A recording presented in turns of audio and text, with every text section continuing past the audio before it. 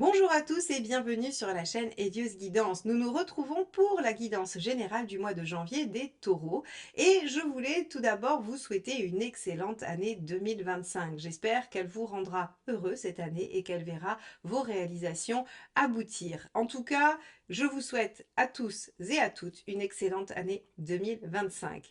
Je vais vous laisser visionner votre tirage qui nous montre que vous êtes dès le mois de janvier, dès ce début d'année, dans des préoccupations d'aller vers votre bien-être et de vous engager dans une voie qui va vous permettre de concrétiser des choses.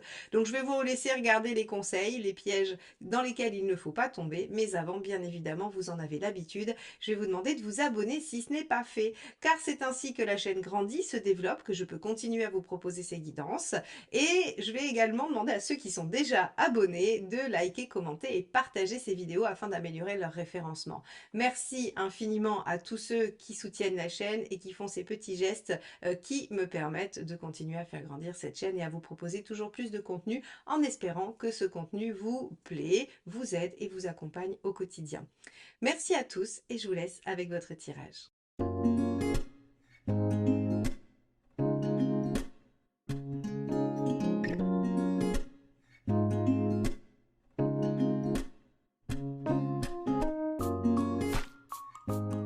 Regardons ensemble quel est l'arcane majeur qui va dominer votre mois de janvier, les taureaux. Allez, c'est parti. Taureau janvier 2025, quel est l'arcane majeur qui va dominer la tendance de votre mois?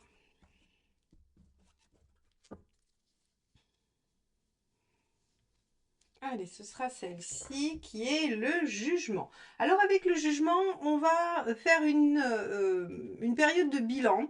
Le passé se représente à vous ou vous reconvoquez le passé et vous essayez de faire le point. Est-ce que ce qui existait avant dans votre vie était positif, négatif? Que souhaitez-vous en faire? Le jugement est vraiment une période où on se pose et où on regarde les choses. Alors encore une fois, soit vous êtes actif dans cette démarche-là et c'est vous qui repensez aux choses du passé, qui les reconvoquez, vous rappelez quelqu'un, vous reconsidérez une situation, ou bien c'est cette situation qui se représente à vous sous une forme ou sous une autre, par forme d'expérience, de personne, et vous êtes amené à devoir statuer et faire un bilan. Alors on va regarder tout de suite comment tout ceci se manifeste clairement dans votre mois. Allez, c'est parti. Les taureaux, quel est votre état d'esprit? Allons voir ça. État d'esprit des taureaux sur ce mois de janvier. Hop, on a le 7 de denier. Alors le 7 de denier nous dit que vous avez envie de déployer un potentiel, que vous avez envie probablement de récolter les fruits de quelque chose. Alors d'une situation du passé que vous reprenez, ça pourrait être un ancien rêve, un ancien projet, une ancienne relation, ça pourrait être plein de choses que vous voulez aller déployer, que vous voulez peut-être maximiser ou en tout cas aller en explorer le potentiel, ça c'est sûr. Ok, on va regarder qu'est-ce qui vous préoccupe dans cette situation.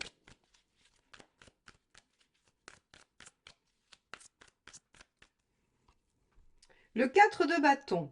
L'engagement ou les engagements que vous avez pris. Alors, avec un 4 de bâton, on pourrait être embêté par ce qui existe déjà ou embêté par le fait de devoir consolider des choses, de s'engager dans certaines circonstances. Alors, ici, soit vous êtes en train de devoir statuer sur une situation actuelle et vous vous demandez si c'est la bonne chose pour vous de vous engager dans cette situation et vous regardez le passé en vous disant est-ce que j'avais pas autre chose avant ou est-ce qu'il n'y avait pas une situation meilleure, hein, c'est vraiment aujourd'hui alors que je dois poser, entériner des choses, est-ce que c'est vraiment ce que je veux entériner ou est-ce qu'il y a dans mon passé quelque chose que je dois aller rechercher ou que j'ai envie d'aller rechercher? Ou est-ce que ce passé se représente au moment où vous avez à vous engager? Encore une fois, hein, c'est à double mouvement, c'est soit vous, soit la situation qui revient se présenter. Quoi qu'il en soit, il y a ici une question de poser des bases de quelque chose. Et est-ce que vous voulez reposer les bases par rapport à un potentiel passé ou est-ce que le fait de poser des bases aujourd'hui vient vous questionner sur ce qui existait avant? Mes chers taureaux, vous allez bien vous poser des questions sur ce mois de janvier. Vous commencez l'année sur les chapeaux de roue en vous disant mais vers quoi je vais et qu'est-ce que je vais mettre en place dans ma vie. Allez, professionnellement, on va regarder ce qui se passe. Cavalier de coupe, vous avez envie de suivre votre cœur, de réaliser des choses qui vous plaisent, qui vous enthousiasment, pour lesquelles vous avez envie de vous mobiliser tout simplement. Donc ici, on a une recherche de plaisir dans la sphère extérieure socio-professionnelle et elle est bien légitime. Vous avez envie de démarrer cette année en vous disant, allez, je vais chercher ce que j'aime dans mon travail, je vais essayer d'optimiser ça et de trouver aussi une bonne entente. Avec un cavalier de coupe, on pourrait avoir envie de bien s'entendre. Alors, avec l'arcane 6, on est vraiment sur les choix, le plaisir au travail, le bien-être au travail. Vous voulez vous offrir des conditions idéales pour vous sentir épanoui en ce mois de janvier. Et peut-être que vous êtes en train de reconsidérer certaines choses pour savoir si, eh bien, vous ne devriez pas remanier certains aspects de votre vie professionnelle. Alors, je ne peux pas ne pas dire que pour certains, il y a le potentiel d'une rencontre dans le milieu du travail. Évidemment, avec un cavalier de coupe et amoureux dans la sphère professionnelle, on a aussi certains taureaux qui, au-delà de chercher du bien-être au travail, le trouveront dans des relations harmonieuses ou pourquoi pas dans des rencontres sentimentales, affectives. Bon, vous avez envie de poser des choses agréables, saines. La sphère du travail sera un domaine assez agréable pour vous sur ce mois de janvier et on pourrait peut-être y réfléchir par rapport à des choses du passé. Allons voir ce que nous dit l'aspect matériel. Le 4 d'épée, vous réfléchissez à la meilleure stratégie. Alors avec un 4 d'épée, encore une fois, on va être sur quelque chose qui prend du temps, de la réflexion et qui n'est pas du tout dans l'action. Donc pour moi, sur ce mois de janvier, vous en êtes matériellement, concrètement à un bilan, à une réflexion, mais surtout pas à une action. Ici, peut-être que sur le plan professionnel, il y a des événements, des choses qui se passent et qui vous amènent à réfléchir concrètement à comment faire. Ok.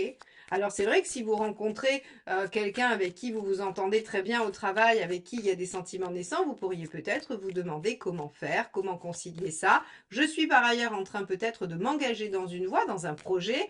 Est-ce que ces choses pourraient ne pas remanier un peu mes projets? Alors, ici, quand je vous dis vous engager, je vais vous donner un exemple. On pourrait imaginer tout simplement que vous rencontrez quelqu'un alors que vous êtes en train de vous engager avec quelqu'un d'autre. C'est pas forcément ça. Vous pourriez, puisque le bâton touche tous les domaines de vie, vous pourriez peut-être avoir un projet de déménagement, de partir vivre à l'étranger et vous rencontrez quelqu'un au travail avec qui ça matche bien et vous ne savez pas si finalement vous allez finaliser ce projet, si vous vous engagez dans ce projet ou si vous ne reconsidérez pas les choses à l'image du jugement. Vous voyez, on a vraiment en fait plusieurs possibilités. Il est question ici de reconsidérer quelque chose. Alors, on va justement aller voir dans les relations ce qui s'y passe. On a le 2 de coupe. Bon, là, c'est vraiment un mois très favorable à la vie relationnelle, aux rencontres, à l'harmonie, à quelque chose qui pourrait se déployer. Alors, à l'engagement aussi, hein, un 4 de bâton avec un 2 de coupe, on a un engagement affectif. On peut faire des promesses, on peut faire des projets, on peut décider de construire quelque chose. Bon. Et la deuxième carte, c'est le 5 de denier. Attention à vos peurs. Ah, très bien. Alors, ici, c'est assez limpide que le jugement va venir en fait parler de vos peurs. En tout cas, il pourrait. Ici, on voit qu'il y a des choses pour lesquelles vous pourriez vous décider, vous engager, et notamment vous engager par rapport à ce qui vous tient à cœur, ce qui vous plaît, ce que vous aimez, relation ou autre.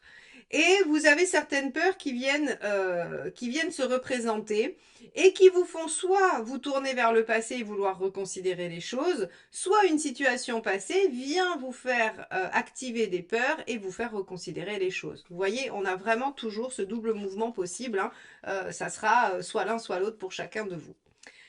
Bon, alors sur la sphère relationnelle, moi j'ai envie de dire que la question de l'engagement vient réveiller des peurs, la question du couple, la question du duo, la question de la relation, de la réciprocité, de l'échange. On a quand même sur le mois de janvier, les taureaux, une grosse préoccupation personnelle, affective et de bien-être. Hein. Au-delà de tout le reste, on n'est pas vraiment dans des préoccupations matérielles, on est plutôt sur des questions de qu'est-ce que je veux, qu'est-ce qui me rend heureux, même dans la sphère extérieure socio-professionnelle. Allons voir où vous en êtes dans votre chemin de vie. 6 d'épée, vous êtes en transition, vous êtes en train d'opérer des changements, des modifications, vous êtes en train de passer d'une situation à une autre, ou en tout cas, il vous est demandé de passer d'une situation à une autre. Alors oui, ça pourrait passer par l'engagement, ça pourrait passer par une rencontre, ou par le fait de réfléchir à une stratégie de développement d'un potentiel, à l'image du 7 de denier évidemment. Et le jugement vous demande un bilan pour savoir finalement vers quoi vous voulez aller. Ok, donc vous êtes en mouvement et vous devez continuer à aller vers ce qui vous rend le plus heureux, cavalier de coupe bien évidemment. Quel est le conseil? L'étoile.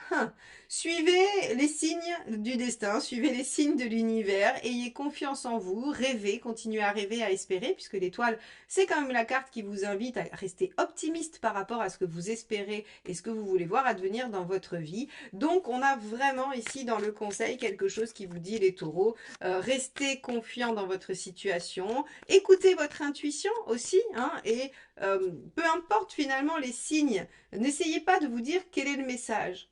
Dites-vous comment je comprends le message. Et ça sera beaucoup plus juste parce que l'étoile vous demande de suivre votre instinct par rapport aux signes qu'elle vous envoie. Vous aurez la bonne compréhension. Ne tergiversez pas.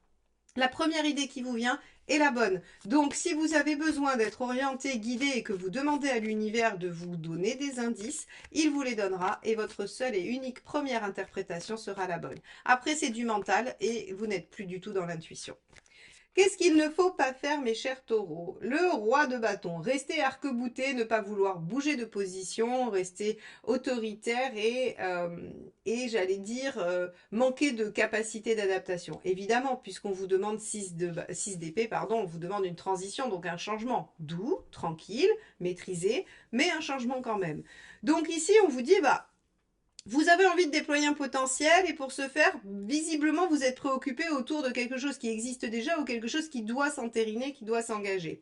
La question de l'engagement et de fixer les choses vous inquiète parce que vous avez envie d'aller vers ce qui est le mieux pour vous. Et vous avez cette fameuse dynamique au travail où vous voulez en tout cas, allez vers ce qui vous plaît et où il y a un choix, il y a un positionnement et un engagement à prendre.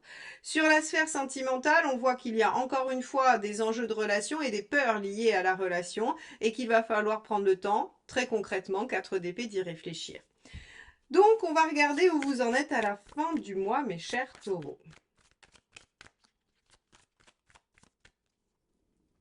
L'empereur. Ah, alors, l'empereur, très bien, il s'engage, il entérine les choses, c'est-à-dire ce qui vous préoccupe.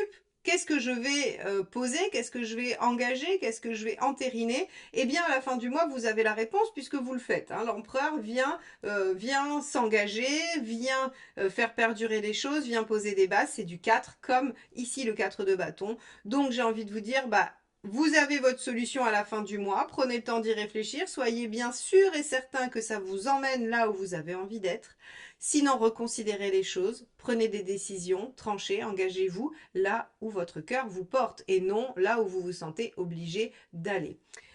Ok, donc les taureaux, on va aller voir quel est le dernier petit message du tarot pour vous. Allez, c'est parti.